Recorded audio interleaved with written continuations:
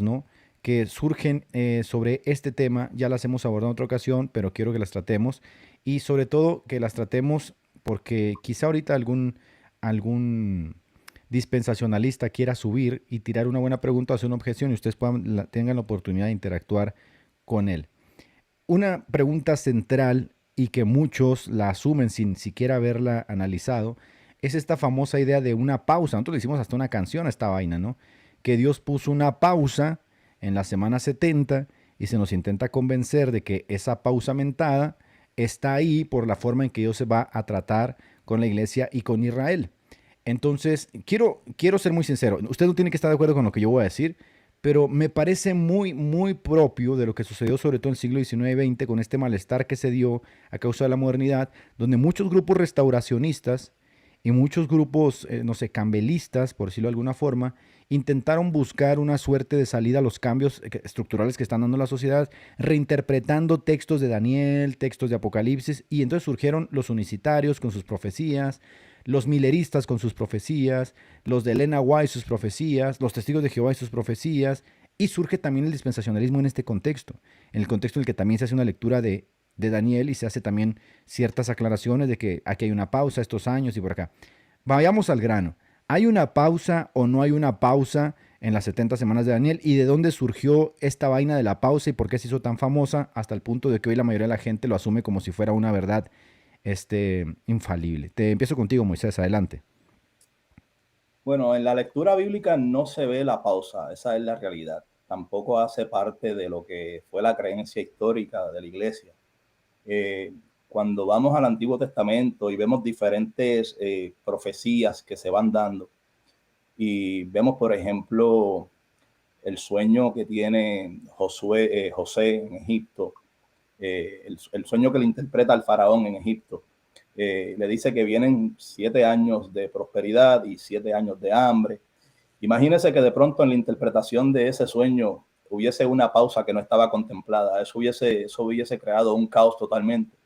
Lo mismo pasa con el caso este de la profecía de las 70 semanas de Daniel.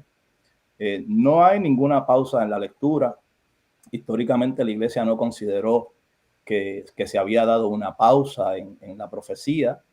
Inclusive historiadores tempranos como Eusebio de Cesarea entiende que esto estaba claro, que el cumplimiento de la profecía de las 70 semanas de Daniel ya se había dado. Yo creo que es una necesidad, ¿no? Es una necesidad. El sistema dispensacionalista necesita que las cosas sean así.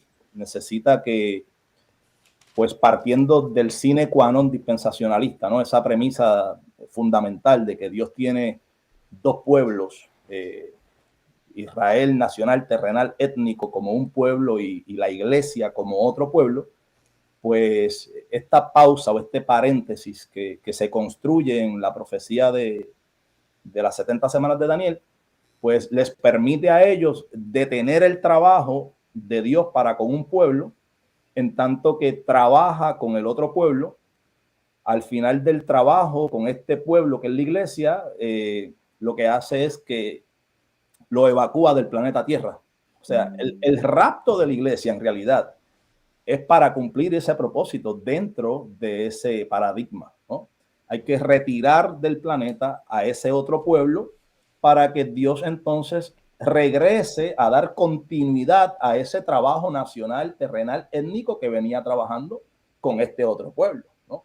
Entonces, Moisés, y si no hubiese, a ver, vamos a suponer que el dispensacionalista diga, bueno, yo no creo en la pausa, pues. ¿Se puede seguir siendo dispensacionalista sin este sine qua non?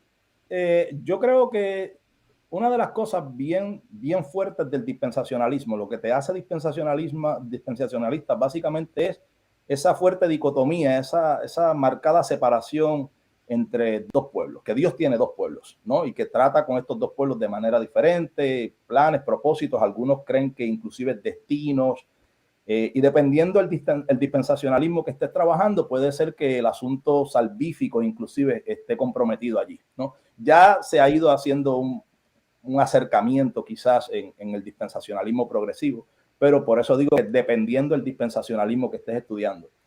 A mí me parece que lo que es esa fuerte dicotomía entre Israel y la iglesia es base y fundamento del dispensacionalista. Dentro de su paradigma escatológico, la pausa, el paréntesis, la teoría esta de la brecha entre las semanas 69 y 70 de Daniel es obligada. Es obligada. Su paradigma escatológico descansa en realidad sobre esta pausa. Es necesaria. Yo no creo que el paradigma escatológico dispensacionalista pueda sobrevivir si la semana 70 de Daniel encontró su cumplimiento. Eso me lleva a mí a pensar que hay una, no sé, presuposición en el texto. O sea, ya no se lee el texto, sino que se presupone primero la pausa y luego presuponiendo la pausa se construye todo este armazón, ¿no? Todo este castillo sobre el que está armado el dispensacionalismo. Pero quiero ser justo con los dispensacionalistas, Arlington. Quiero leer el texto de Daniel capítulo 9, donde dice 70 semanas están determinadas sobre tu pueblo. Hay que entender que por 1900 años, 1800 años, nadie creyó en esta famosa pausa, se la sacaron, a ver, de debajo de los calzones y luego nos la quieren vender como algo que es exegéticamente comprobable. Quiero leer el texto, mi querido Arlington, y quiero que me digas si hay una pausa o no. 70 semanas están determinadas sobre tu pueblo y sobre tu santa ciudad para terminar la prevaricación, poner fin al pecado, expiar la iniquidad, traer la justicia perdurable y sellar la visión, la profecía y ungir al santo de los santos. Todos podemos leer el texto, lo puedes leer tú, lo puedo leer yo, lo puede leer un católico, lo puede leer un bautista, un presbiteriano, un luterano, todos. Todo está bien hasta aquí. Sabe pues y entiende que desde la salida de la orden para restaurar y edificar a Jerusalén hasta el Mesías príncipe habrá 7 semanas y 62 semanas se volverá a edificar la plaza y el muro en tiempos angustiosos. Y después de las 62 semanas se quitará la vida al Mesías, mas no por sí. Y el pueblo de un príncipe que haya de venir destruirá la ciudad y el santuario, y su fin será con inundación, y hasta el fin de la guerra durarán las devastaciones. O sea, estos tíos también, están perfectos, pueden hacer una lectura muy, muy propia como la hacemos nosotros, pero aquí en el versículo 27 dicen, ahí de la nada, así como algunos hacen la teoría de la brecha en Génesis 1.1, dicen en Génesis 1.2 hay una locura que sucedió que no viene en el texto. En el versículo 27 dicen, hay una pausa rara, ¿verdad? Y dicen, y por otra semana confirmará el pacto con muchos. Aquí ya entra raramente el tercer templo, la vaca roja, el anticristo, el rapto y toda esa vaina que se nos ha vendido. Te pregunto, versículo 27, ¿cómo se lee entonces si ahí no está el anticristo, el tercer templo, el rapto, el ay mamá de Marino, los aviones cayendo? ¿Cómo se lee entonces el versículo 27? Porque, a ver, siendo muy sincero, parece ser que ahí debería haber una pausa, ¿no? Porque está hablando de muchas cosas que suceden, pero de repente dice, por otra semana confirma el pacto con muchos. Aquí habla del anticristo que por 3 años y medio les va a hacer que explote el XRP y el Bitcoin. Y a la mitad de la semana hará cesar, o sea, de repente se enoja y dice, no, ya no quiero jugar con esto, ¿no? ¿Cómo se lee el versículo 27, mi querido Arlington? Bueno, esta es una pregunta bastante larga de contestar, tanto así que nosotros como Moisés hicimos todo un programa, como 2 horas, un poco más, hablando de las semanas 70 de Daniel, de las 70 semanas, perdón. Entonces, si quieren una explicación larga, pueden ir al canal Moisés Gospel Lab y allá hemos profundizado en esto. Pero voy a resumir todo eso brevemente, intentaré. Primero, pues lo que vamos a ver es que los dispensacionalistas están presuponiendo una cronología estricta en toda esta profecía. Y ellos no solamente están viendo cronologías aquí, sino la ven en Mateo 24, lo ven en el libro de Apocalipsis. Y resulta que para los escritores bíblicos ellos no están tan interesados en las cronologías estrictas, pero es una presuposición con la que ellos llegan. Ahora, ¿por qué no hay cronología estricta acá? Primero, el versículo 24 se dice que hay 70 semanas. Y después del 25 al 27 se dice que hay 7, 62 y 1. Si hubiera una cronología estricta, ellos tendrían que decir que primero hay 70 semanas y después hay 7, 62 y 1. ¿Se entiende? Pero ellos no dicen eso, no. Ellos dicen 70 semanas son 7, 62 y 1. O sea, 25 al 27 recapitula el versículo 24, es el mismo tiempo. Las 70 semanas son las 7, 62 y 1. Entonces, ¿qué quiere decir? Que se puede empezar a pensar que también hay recapitulaciones. Una recapitulación es algo posterior que reitera algo anterior. En el mismo libro de Daniel hay recapitulaciones, por ejemplo, en el capítulo 2 se ve una imagen donde hay 4 imperios y luego en el capítulo 7 de Daniel hay 4 bestias, perdón, que representan también 4 imperios. Si hubiera una cronología exacta, primero hay 4 imperios y después hay otros 4 imperios. cualquier dispensacionalista dice, no, son los mismos, aunque está mencionado después, en el tiempo son lo mismo. Entonces, eso es lo que está pasando aquí. Observemos, por ejemplo, el versículo 25 que dice que sabe, pues entiende que desde la salida de la orden para restaurar y edificar a Jerusalén, el Mesías príncipe habrá 7 semanas y 62 semanas. Pero miren que después del texto dice, se volverá a edificar la plaza y el muro en tiempos angustiosos. ¿Cuándo sucede esta edificación del muro y la plaza en tiempos angustiosos? Cualquier dispensacionalista, y nosotros como no dispensacionalistas también creemos que sucede al final de la semana 7, de las primeras 7 semanas. O sea, entre el primer segmento de 7 y luego 62 es cuando se cumple esto.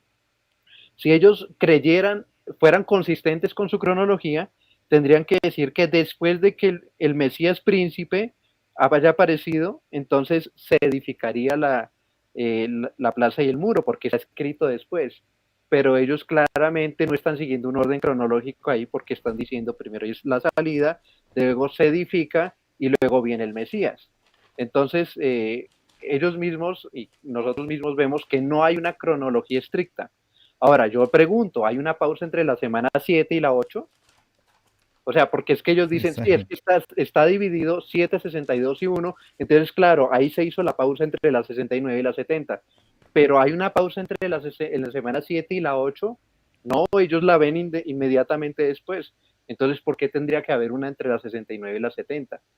Ahora, luego ellos leen el versículo 26 y después en el versículo 27, como dice que por otra semana, significa que ellos saltan desde el versículo 25 al 27 y el versículo 26 es la famosa pausa. Pero lo que nosotros sostenemos es que el versículo 27 está describiendo la semana 70, pero el versículo 26 también. Es decir, la primera parte de la semana 70 es lo que dice el versículo 26, que se quitará la vida del Mesías, más no por sí. Es decir, los primeros 3 años y medio comienzan desde el bautismo de Cristo hasta la muerte de Cristo, que es lo que corresponde con lo que dice el versículo 27, de que a la mitad de la semana hará cesar el sacrificio de la ofrenda. Con la muerte de Cristo se hizo cesar el sacrificio de la ofrenda de forma legal porque ya no fueron necesarios los sacrificios por la muerte de Cristo. Y la mitad del versículo 26 es también paralela al versículo 27. En otras palabras, el versículo 27 está recapitulando el versículo 26.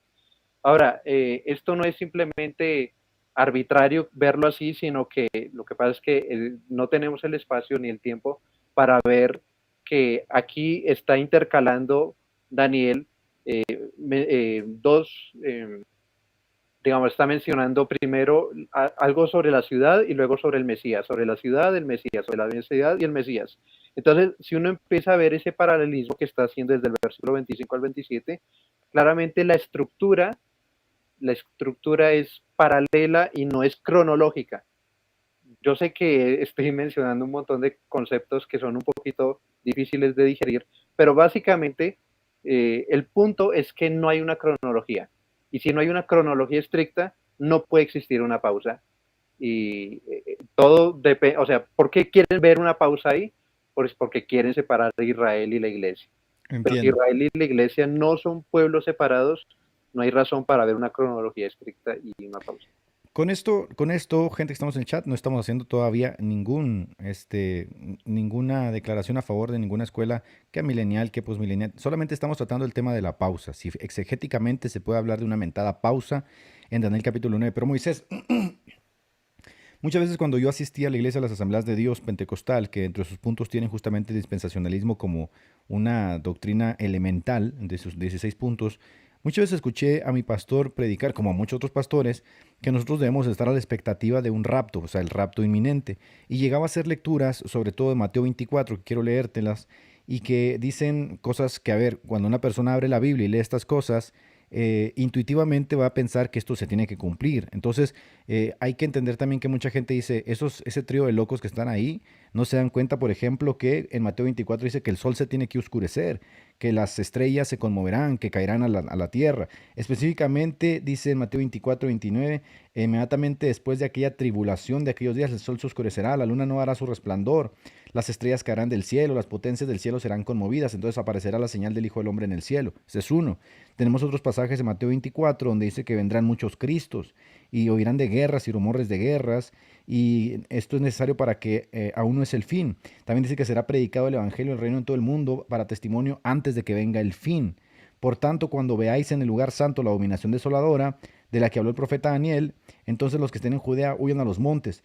Obviamente una persona que lee todos estos textos dice, esto no ha acontecido porque no hay tercer templo, pero cuando venga el tercer templo, en ese templo se va a sentar el anticristo y aquí se cumple Mateo 24. Y entonces a la mitad de la gran tribulación el sol se va a oscurecer y se va a complementar la otra parte de la gran tribulación. A ver, Moisés, una persona lee esto y le va a parecer muy intuitivo. ¿Cuál es realmente la forma en que se tiene que entender estos textos? Bueno, mira, me permite regresar un minutito a donde estuvo Claro. trabajando Arlington sobre la profecía de las 70 semanas. Viaja con Flixbus desde 1,999 pesos. Ahora con más destinos. Descubre todo lo Arlington sobre la profecía de las 70 semanas. Y luego continuamos con Mateo 24 y lo que estabas comentando. A mí me causa mucha curiosidad que cuando Daniel comienza, en el capítulo 9 de Daniel comenzamos a hacer esa lectura y Daniel está leyendo el profeta Jeremías. Eso se desprende de la lectura. Daniel comienza a orar y a confesar su pecado y el pecado del pueblo. Y el profeta Jeremías sí habla de un pacto. O sea, que si estamos trabajando un contexto, pues podemos decir que si Daniel tiene en mente un pacto, es posible que lo haya leído en el profeta que él está leyendo y que la misma lectura dice que está leyendo al profeta Jeremías. En el capítulo 9 también, en medio de su oración, de su humillación y de su clamor, de su ruego, dice, tú eres Dios que guardas el pacto. Cuando vemos los objetivos que deben de cumplirse con el cumplimiento, valga la redundancia, de esa profecía que se le está entregando a Daniel, son objetivos. Entonces, nosotros hacemos una interpretación histórico-mesiánica y a mí me causa mucha curiosidad que de pronto un contexto que está basado en un pacto, en el pacto que Dios hace siempre para con su pueblo y que guarda el pacto para con su pueblo. Leyendo al profeta Jeremías que hablaba de un momento dado en el que Dios intervendría con ese pueblo para establecer un nuevo pacto. Leyendo lo que le dice el ángel Gabriel a Daniel sobre los objetivos que debían de recogerse en cuanto a la justicia perdurable, el fin del pecado, todas estas cosas que nos señalan una obra mesiánica, una obra de restauración. De pronto, cuando llegamos a los capítulos, versículos 24 al 27, todo esto se convierte en una pausa, en un paréntesis, no se cumplió nada, todo colapsó. Esto se trata de un salto al vacío y aquí el pacto es un pacto político nacional que hace un anticristo, cuando inclusive la figura de un anticristo es hasta cierto punto ajena al Antiguo Testamento. En el Antiguo Testamento no hay esa figura de antimesías como se lee luego ahora en la lectura del Nuevo Testamento. Entonces, llevar a Daniel a estar trabajando sobre la idea de un anticristo en medio de una pausa, de un paréntesis, me parece a mí que es una descontextualización también. Ahora, comentando sobre lo de Mateo 24. En Mateo 24 se presentan pues muchas objeciones quizás desde la escuela dispensacionalista, que muchas veces hace este tipo de lectura con, diría yo que de manera muy pasional, ¿no? Entonces, por ejemplo, creo que hoy o en estas noches hay un eclipse lunar. Claro. Y este tipo de cosas siempre te las enseñan, como que mira, Mateo 24 habla de esto, ¿no? El sol, la luna, las estrellas caerán del cielo. Pero yo creo que se está obviando, hace falta mucho estudio, se está obviando que Jesús está utilizando un lenguaje apocalíptico que no es nuevo, no es algo novedoso, es algo novedoso para nosotros con una mentalidad moderna occidental. Pero dentro del contexto en el que se está desarrollando el capítulo 24 de Mateo, es completamente natural para Jesús y para su audiencia utilizar precisamente expresiones a tipo de hebraísmos, a tipo de prosa apocalíptica, que era con lo que estaba relacionada a su audiencia. Por ejemplo, se está dando una repetición de la expresión de Isaías capítulo 13, Isaías 19 y otros pasajes del Antiguo Testamento donde los profetas, cuando hablaban sobre la destrucción de una ciudad, la destrucción del pueblo o una intervención para juicio, se expresaban de esta forma, a manera de una prosa apocalíptica donde todo se descreaba. Las potencias de los cielos eran sacudidas, las estrellas caían del firmamento, el sol se apagaba, la luna dejaba de dar su resplandor, los montes se derretirán como cera, los arroyos se convertirán en brea, las islas serán traspasadas. O sea, era una imagen de caos total, sencillamente para comunicar la idea de que Dios ejecutaría un juicio y por lo general, Edgar, este juicio se traducía en un ejército invasor que venía a destruir esa ciudad o ese pueblo sobre el cual se había pues proferido o profetizado este juicio. Es bien curioso también notar que Mateo 24:15, la lectura de Mateo señala diciendo: cuando vean en el lugar santo la abominación desoladora o la abominación que trae desolación de que habló el profeta Daniel, esa misma parte, ese mismo versículo en el sinóptico de Lucas dirigiéndose a una audiencia quizás no tan judía, a la que había que prácticamente interpretarle aquello de la abominación desoladora. En ese mismo versículo, en el paralelo, Lucas lo que dice es: cuando vean a Jerusalén rodeada de ejércitos, sepan que su destrucción ha llegado. Entonces, Mateo 24 tiene diferentes formas y posturas, maneras de interpretarlo, pero yo creo que en el dispensacionalismo se hace mucho énfasis en el lente futurista y muchas veces se pasa por alto la relevancia de audiencia, se pasa por alto el lenguaje que se está utilizando. Y tenemos que ser consistentes con eso. Una de las objeciones comunes para terminar con esto de Mateo 24 es que cuando decimos que Mateo 24 también se puede interpretar como una tribulación cercana, local.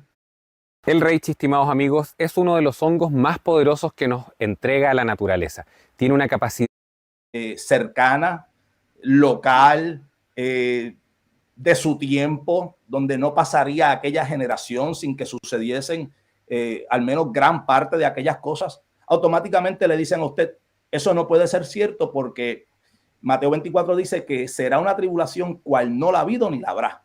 Entonces, luego de esa tribulación vino el Holocausto, la Primera, Segunda Guerra Mundial, todo esto que supera en cantidad de muertos.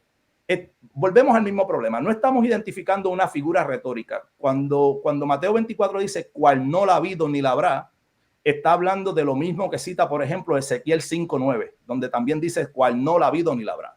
O está hablando de lo mismo que dice, por darte otro texto, Éxodo capítulo 11, versículo 6, donde hubo un gran clamor, un llanto en toda la tierra de Egipto, y se dice: un clamor, un llanto, cual no lo hubo, ni jamás lo habrá.